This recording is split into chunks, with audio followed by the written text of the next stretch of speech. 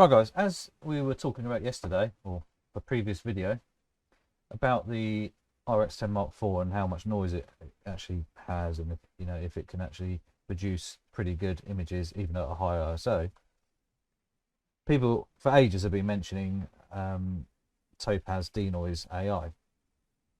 So I kind of like dismissed it a little bit because I wasn't really thinking, oh, it's another program I've got to use, blah blah blah blah blah. And is it really that much better? So I actually went on there today, thought about it, and I've downloaded the software to try it out and see what I think. So I went out this morning, and as you can see here, this shot here is relatively grainy in the background. This is a heavy crop in, by the way.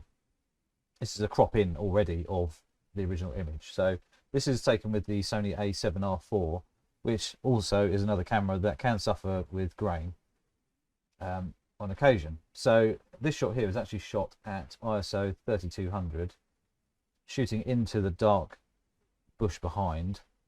I've actually, in RAW, just upped everything a little bit to show more noise. It didn't really look like this sort of grain as much as you can actually see originally. So I just thought, well, let's give it the worst case scenario. It looks like this, blah blah blah, and see how we compare it. I've got a few other shots as well. I'm just going to go through and see how we go. So you've got all these auto levels and stuff like this.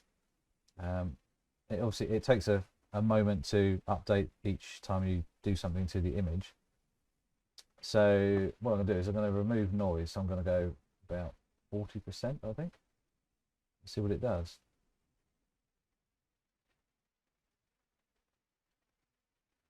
Do you know what? That's just original. We've lost a little bit of colour in the eye. As you can see, it disappears a little bit of detail there. Enhance sharpness, let's do 25%. See if that makes any difference.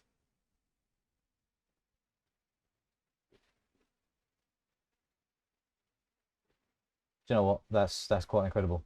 Considering we are looking at the shot here. This is actually a cropping, probably from 60 megapixels down to about 20. So thereabouts. So it's I've zoomed in quite a lot, cropped in quite a lot already. So it just shows you that, there is grain there. But like I said, the foliage in the background actually was quite shadowed. So the noise wasn't really apparent at all. It was just shadow.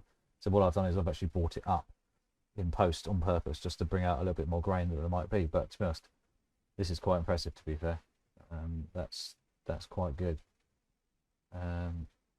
This is, like I say, this is the first time I've actually started the program up, logged in and everything, and do you know what? I'm actually pretty impressed with that. So that works quite nicely, to be fair. Save image. I'm going to save it as that. We'll save it as a JPEG for now. Preserve source profile. Okay. There we go. So that's saving. So we can open another one. Oh, we can't until that's finished, apparently. So yeah, I mean, to be honest, it's not an expensive program at all. I think $79. I think it showed up as. So this could be a worthwhile product to use. I also took last night some stars outside, astro photography, just outside, some long exposures and stuff like that. So that'd be interesting to see what the RX10 Mark IV came up like on that. But this is, like I say, this is the first time I've actually opened this program. I've grabbed a couple of the shots I've taken today in the sunshine. And that was with the A7R IV with the 100 and 400 G master. Come to that. 100 400 G master. And basically with the 2x converter. So basically I'm shooting with an 800mm f11 lens. So you are a little bit restricted on that sort of thing. So let's just find my images. So there was a nuthatch bird that landed as well, which was pretty cool. But again, shooting at ISO 3200 to get me a sort of 1200th of a second shutter speed. 1200 to, yeah, about that. 1250. for a second, and it gave me nice sharp shots handheld. I mean, some of the shots I was shooting at 1/200th of a second, which is quite unbelievable. It shows how good the stabilization is. But the birds aren't moving. These were quite active, so these were bouncing around all over the place. But as you can see here, that's with, it's actually just done the auto noise already. But as you can see, it's dealt with it really nicely. It's kept it nice and soft and smooth. I could probably go create a bit more, but I don't really want to go too much. I don't like messing around with pictures too much. There you go. So it's quite grainy, like the same sort of thing. I'd up the grain in the background. And this is also a heavy cropping as well, to give me a little bit more scope. Keep sitting there looking at the bird feeder, so that worked quite nicely. Some of this seems to be quite slow. I don't really know if I can speed this up. I've tried, actually, let's cancel that a second. Let's see if in the preferences it makes any difference having the, yeah, GPU calibrate. Exactly. Next time preview an image, DeNoise will calibrate the best performance. Okay, so let's do that.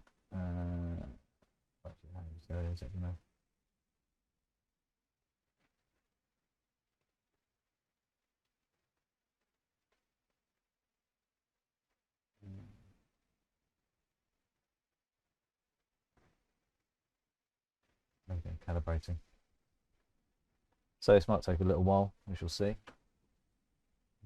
But interesting program. I mean, I don't do a lot of image editing generally. I just quite like to keep it as realistic as possible. But if you can improve on grain and noise a little bit, you know, especially with say the RX10 Mark IV in the lower light situations, or higher ISO, it could be a game changer. And I know some other people on the Facebook and all that have actually mentioned this before to me, and I was like, yeah, okay.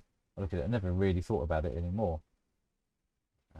So all of my work previously, I've never really touched. So, you know, is what it is.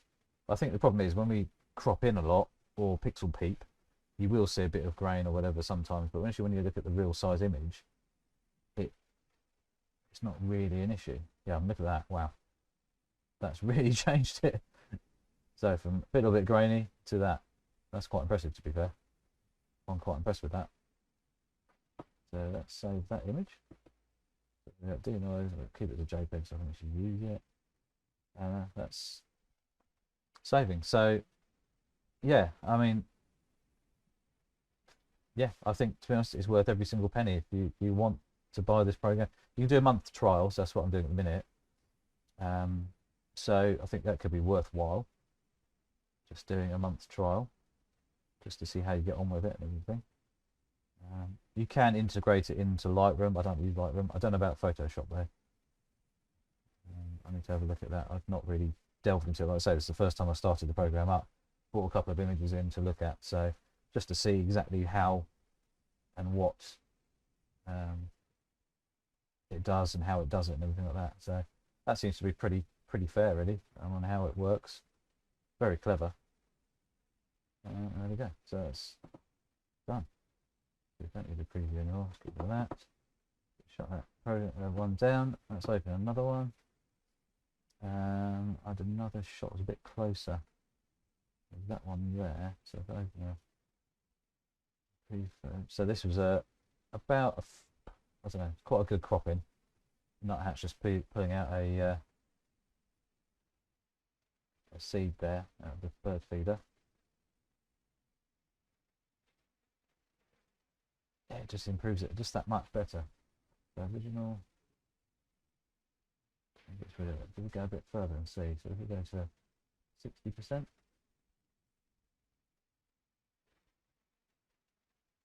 60%, let's do that. So 60%, see if it makes it much. I mean, there's the foliage and fence behind here, around about 4 to 5 feet away. I don't really know.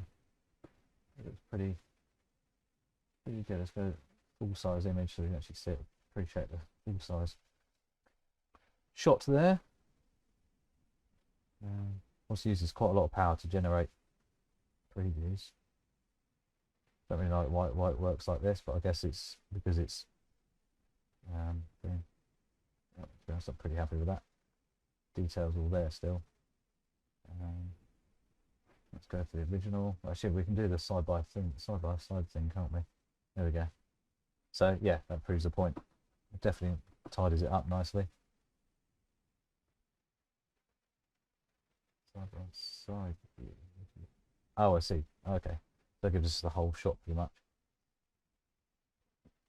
Gives you a bit more of a understanding of the difference. Really easy program to use though, actually. Really easy, simple as. But yeah, I mean, that looks really quite cool. Yeah, any distractions like a little bit of grain is gone. That's pretty cool. Pretty impressed with that. So let's save that. Saving. And then I've got, I think, 1 or 2 more just to have a quick look at. I've got some ISO 10,000 shots to have a look at as well, just to see really what it can do. That's with the A7R4. So these are all shot with the A7R4 at the minute. I didn't actually use the RX10 today, but the fact that this thing can be, you know, this camera can struggle with a little bit of grain, pretty pleased with that, to be fair. That's, you know, a game changer really. You know, so let's have a look right down here somewhere. Is it? That's the one we've done.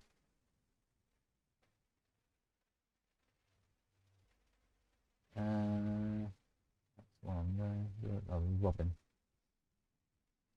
So this shot here.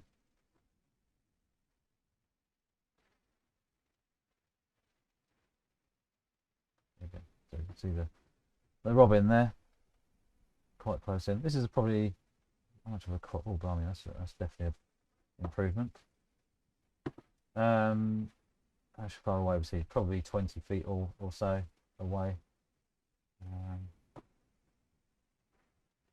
Yeah, I mean, impressive. Like I say, these shots I've actually overexposed or, you know, boosted the shadows and stuff like that to create more grain than actually the real image, the original image had, just to kind of see what the worst case scenario was. So even though there was a little bit of grain there, once you go in, you can see obviously a little bit of pixelation or whatever due to the high megapixels and things. But the light was quite nice, even though it's soft winter light, but still worked quite well. So, all right, that's that one done. I think that was it. I don't think I did any more. I've got some others to look at, but yeah, we've done that one, haven't we? So that's cool.